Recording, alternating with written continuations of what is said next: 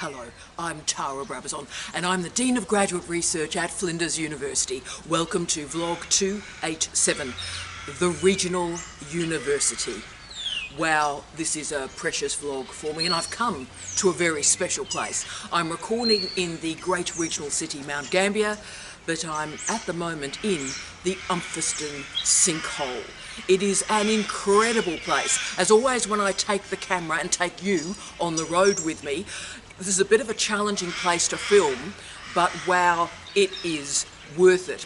So this is the continuation of a series of vlogs that you've asked for this year about the nature of work and the nature of our universities.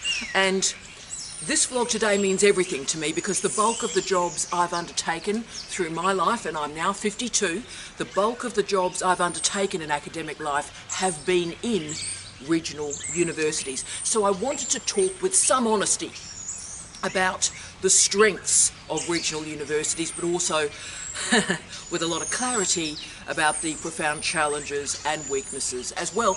And like many of us, members of our family have also been part of this regional story of our nations. My father, who's now 93, Kevin, completed his carpentry apprenticeship in Perth, the capital city of Western Australia, and his first job was up in the meatworks in Broome, right at the top of the northwest of Western Australia.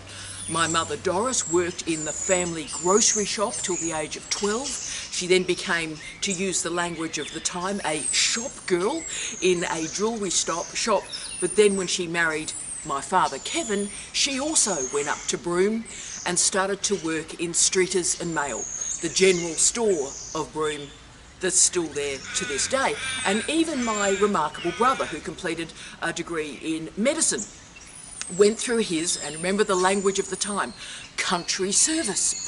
So he had a country service stint in Albany, right at the base of Western Australia, and another country stint in Roban, right at the north of Western Australia. So as you can see, my entire family has had a commitment to these regions and all the gifts of these places, playing sport, building communities, listening to music, tremendous places. So from this foundation, this regional easiness of life, it's no surprise that when I look back on the 9 jobs that I've undertaken through my life, pretty well half of those jobs in academic life have been in regional universities, in regional Australia, in regional Canada, and also in regional England. So I moved to these universities by choice, not by necessity, and that'll become important later on. And it's been a tough life, it's been a powerful life, but what I would also say to you is that there are gifts that these locations leave on you, their fingerprints, if you will. And so therefore I will conclude this vlog very clearly for you. I'm not going to pull any punches today, so that if you're thinking about getting in work in these environments, I want you to do it with your eyes open and know the gifts that these wonderful places will give you, but also the profound problems. And I'll start with a discussion, if I can, of regional universities. And I'm going to use a phrase a lot this week, third tier cities. Third tier cities. Basically, when I use that phrase, think of small cities between 20 and 30,000 people mostly. So third tier cities are small urban environments. They don't have the branding or the touristic profile of global cities like Tokyo or New York or London, and they don't have the edginess of the second tier cities like Manchester, like Osaka, like Melbourne, like Adelaide. So third tier cities are not well known and they're not well recognised, but they're certainly facing, and this was before the pandemic, they were certainly facing economic and social challenges. Third tier cities are the canary in the mine of capitalism, because most of them operate on the mono-industrial edge of capitalism. Let me explain what I mean. It's very difficult for these small cities to gain an image or a branding beyond their manufacturing past. And also because of the diversity of these third-tier cities, it's very difficult for people like me, scholars of city imaging or city branding, to provide a checklist to enable development, because these cities are so incredibly diverse. So no model for urban development is actually going to fit. But in a remarkable study that's still cited to this day, published in 2004 by memory, Erikek and McKinney did map the 8 types of third-tier or small cities. Firstly, the cities dominated by an older industry in decline. Secondly, private sector dependent cities with very little public sector employment. 3, dispersed geography, dispersed function. 4, a company town attempting to survive when the company leaves. That's a large group. 5, university and college towns where the graduates leave after graduation. 6, company towns that survive after the company leaves, but with a remaining social purpose. 7, cities that are growing through the engine of the new economy and creative industries. Rare but important. And finally, 8, cities that are growing through a university, business and governmental cluster. Okay, so as you can see, universities in these third-tier cities are incredibly important. In fact, 2 of the 8 categories of cities are determined by the presence of a university. But you notice the difference. If it is a city where people go to study, go to the university and leave at the conclusion of their degree, that's a particular problem. The gift is for the third-tier cities who have students come to the city, enrol, complete a degree, and then stay when they graduate. That's great. Well-educated workforce that stays and develops their lives. Now, this difference between these 2 cities is captured by a new and emerging phrase, entrepreneurial learning city regions. Entrepreneurial learning city regions. Bit of a mouthful.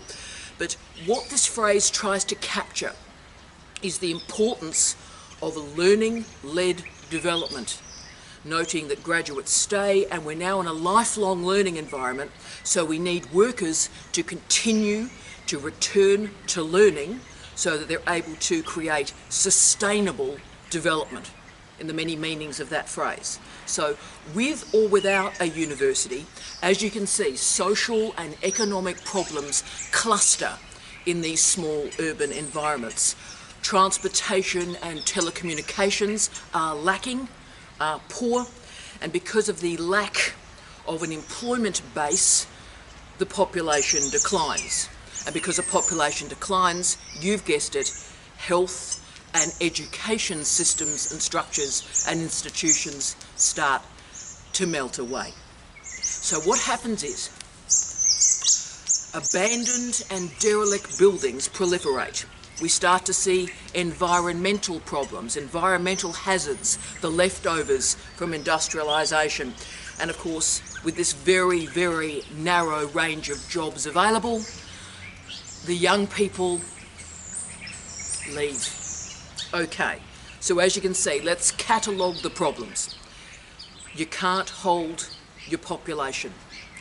The new population just doesn't arrive, or if they come to deliver and enjoy a degree, they leave at the conclusion of it. So when the population declines, schools close, hospitals close, and the tax base reduces. Now those problems are very difficult to get around. Very difficult to get around. And this is a countervailing narrative to the history of urbanity in the last 20 years or so. But really, it's a countervailing narrative to the last 200 years of cities, because through their history, cities have captured excitement and interest and energy and young people doing fantastic and exciting things. Development, development, development. That's what we think of when we think of a city. Excitement, movement, speed. And much of that ideology comes from Karl Marx and Friedrich Engels. People forget, I think, that Marxism emerged from Manchester. It emerged from Manchester, where Engels particularly, but also Marx, they looked out their window and looked at the factory system around them, saw the declines, saw the injustices, saw the inequalities, and wanted to do something about it. They saw Manchester, and Manchester is what created Marxism. So therefore, these small urban environments are very different. So how do those of us who believe in these small environments, how do we make them work? How do we manage the deindustrialisation, the depopulation, environmental damage, but also profoundly decrepit infrastructure? Now, even through the pandemic, global cities continue to do well because they are the heartbeat, the engine, if you will, of capitalism and corporations, because the global cities attract the people, the money and the wealth. The second tier cities still do pretty well because they're more edgy, they're more innovative, they're very pleasant places to live, but the third tier cities are left with the poor, the less educated, the less mobile and the less skilled, and they become known as places that are marginal, in deficit, or to quote a great book title, an edgeland. The smaller the city though, the more important the university. Let me say that again. The smaller the city, the more important the university. And while second tier cities have multiple universities within them, so think about Adelaide. Adelaide, like Manchester, like Perth, like Brisbane, have about 3 to 5 universities in them. And so there is a university workforce. And if you think about global cities like a London or a New York, then there's 20 universities and further education organisations. So there's this whole industry of universities. Now, what happens in these small cities is sometimes you will have one small university, or you will have a campus of a larger university or an outlier campus of a second tier city university. So therefore, even in a declining economy, even a pandemic economy, what occurs is regional injustices heighten. This is important. So what the pandemic has done is regional injustices have heightened. And that means, therefore, that the economic role of a university in these places increases. So considering the many post-industrial third-tier cities were founded on a single industry, this means the university is crucial, absolutely crucial, in creating generational change. It's crucial for thinking about and creating options and alternatives for the future. The key challenge, and it's a hard one, is how you manage the lack of economic and social diversity in these cities. So if you think about it, Flint in Michigan in the United States or Oshawa in Canada manufactured, past tense, motor vehicles. Napa still makes wine, fantastic wine tourism businesses, and they're moving very much into sustainable green tourism as well.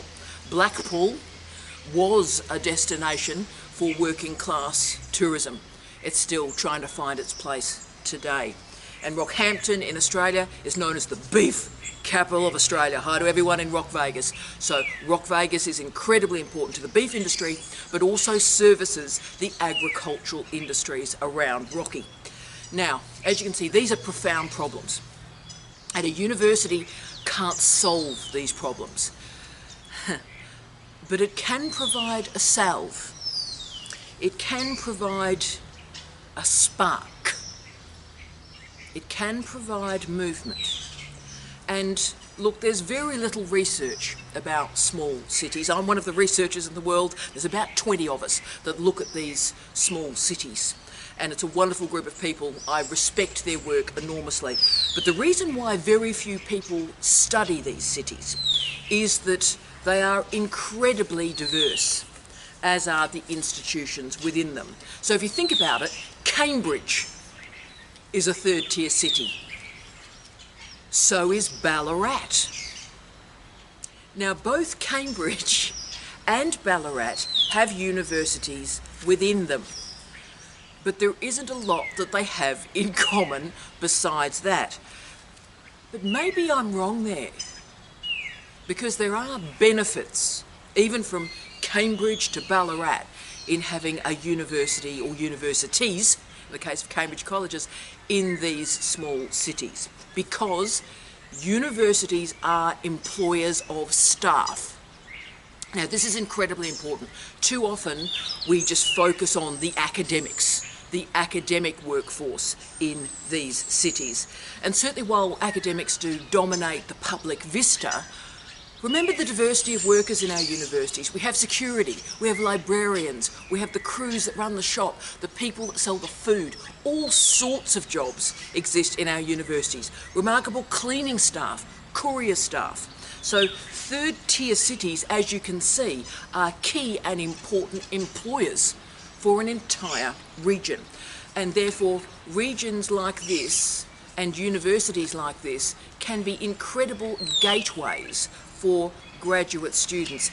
There's no surprise, colleagues, that many of you will end up in your first job in a regional university. And Birch, Perry and Taylor referred to universities in regional cities as, quote, anchor institutions, end of quote, anchor institutions. So for local governments particularly, if they've got a university in their city or town, then it allows them to plan a bit more and build up some collaborations and some economic options and opportunities. So these small cities will never be able to compete, ever actually, with second-tier cities and global cities. If you're after corporate investment, you're not going to get it in a city like this. The problem we've got, though, with third-tier cities is they are pretty well invisible in policy. So it's very difficult to internationalise Paisley in Scotland, Renmark in South Australia, but also Windsor in Canada, not in London.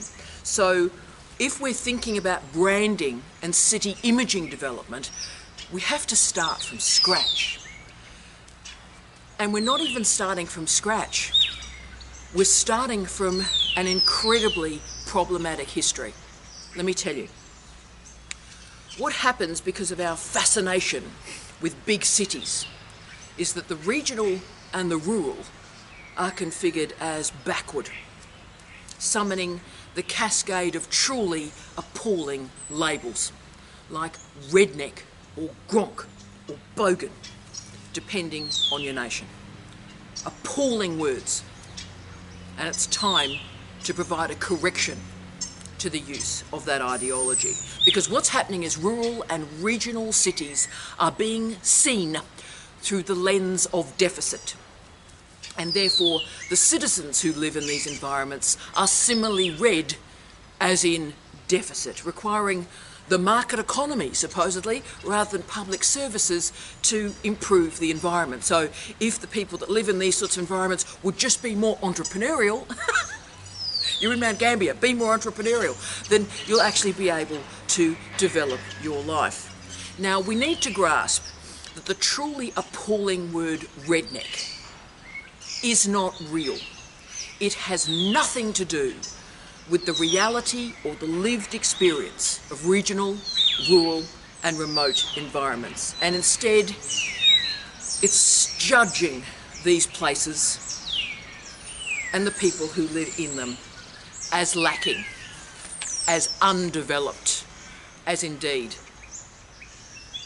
anti-modern. So the type of university that exists in these third-tier cities is so often a struggling university, because everything is more difficult in these places. The Vice-Chancellor and the senior staff that are hired are inexperienced, and so invariably it's their first go at this particular post. And the deans that are appointed to the faculties are more inexperienced deans because there are much smaller fields applying for leadership jobs. And further, attracting staff to live in these small cities away from the facilities that are available in the larger cities is challenging. And if staff are hired, they become part of a FIFO workplace, a fly-in, fly-out academic. I was a head of school at Charles Sturt University in Bathurst and Dubbo, and about a third of my staff were FIFO, so they lived in Sydney and came onto campus 1 or 2 days a week and then went back home. Now, what lesson does that say to their students? What lessons does it say to the great citizens of Bathurst and Dubbo that they'll do a bit of work there, get some money, work a couple of days a week, but they won't actually live in that environment? So the FIFO workplace and workers is very disturbing. So let's now get to this. You're thinking, where are you going to work? What options are available to you? Let me just list for you the strengths and the weaknesses for your consideration. The strengths of regional universities. I'll give you 5. It's easier to gain a permanent position. Crucial. 2, they're places of great diversity. Opportunities will be made available to you and you'll be able to build a CV. 3, crucial, there are great opportunities to build partnerships, industry partnerships, governmental partnerships. So you've got to get to know people in these very, very large urban environments, but you've got a much more direct line to council and to industries when you live in these small places. 4, your relationships with your colleagues and professional staff will be much closer. Great friendships will be formed in these places. That'll last you forever, really. And 5, crucial one again, promotions are easier. Okay, what are the weaknesses? Go into it with your eyes open. What are the weaknesses? Give you 5. First crucial one, absolutely dreadful leadership and management. Remember, I study Vice-Chancellors around the world, and trust me, leadership and management is lacking in these third-tier city universities. 2, you are trapped in that university if it hits the skids. So because you haven't got 2 or 3 universities or 5 universities in a city, you can't simply go, oh, right, well, I'm finished at this university, I'll apply for one in the city. There's no other universities available. So if that university's in trouble, you're going to have to move your life. 3, if something goes wrong, there are also fewer opportunities in other industries. So if you go, right, well, I'm out of universities, can I get another type of job in another industry? That's going to be challenging too. 4, oh yeah, your partner is going to confront huge challenges in finding work, and your family also will confront challenges in health and education. And 5, finishing off with health and education, don't get sick there. Don't get sick there.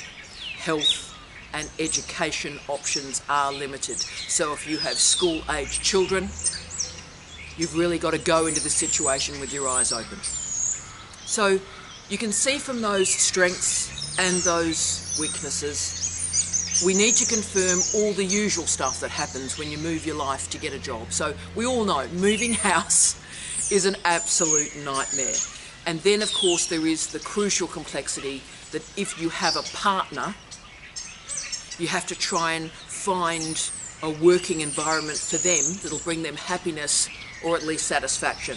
Now, some institutions have spousal policies, and that's terrific. And one of the reasons that North American small city universities are more stable and have a higher reputation is because they have spousal policies. So the staff that go there are stable and their family is stable.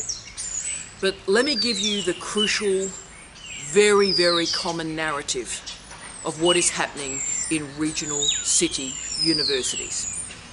And this explains why they can't get staff and why they can't hold staff. So a regional city has between about 20 and 30,000 people in most nations around the world.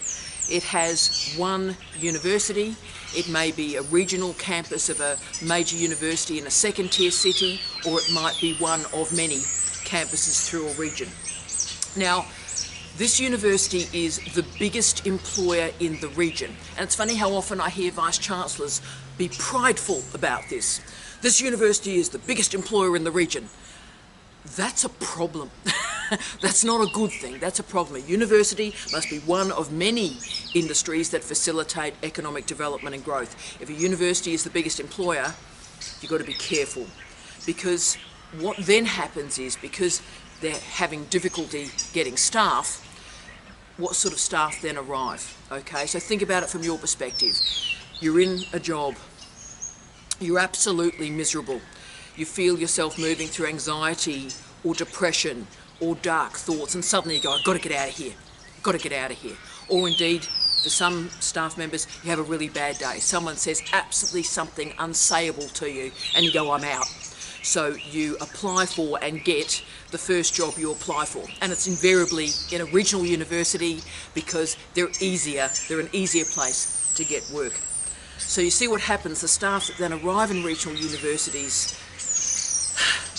and this is a former head of school speaking, require some kindness and some decency and some compassion and some recovery time, because they can be very, very brittle upon arrival. And of course you can see what happens. So okay, someone's jumped ship. They've left a dreadful university. They've gone to a regional university because they're desperate. And then of course they arrive and their partner can't find work. And of course then what happens is, unless the couple or the family make a deep commitment to regional living, because everything's a little bit tougher, then they stay for less than a year. And then what's called an employment bounce, or a regional churn, starts to emerge. People come and go. So if you're thinking about working in a regional university, and I hope you will, and if you're thinking about living in a regional city like the truly beautiful Mount Gambier, then you know what? Do it. Do it. It may not be a life decision, but it may just change your life. I wish you love, light, and peace. Tea out.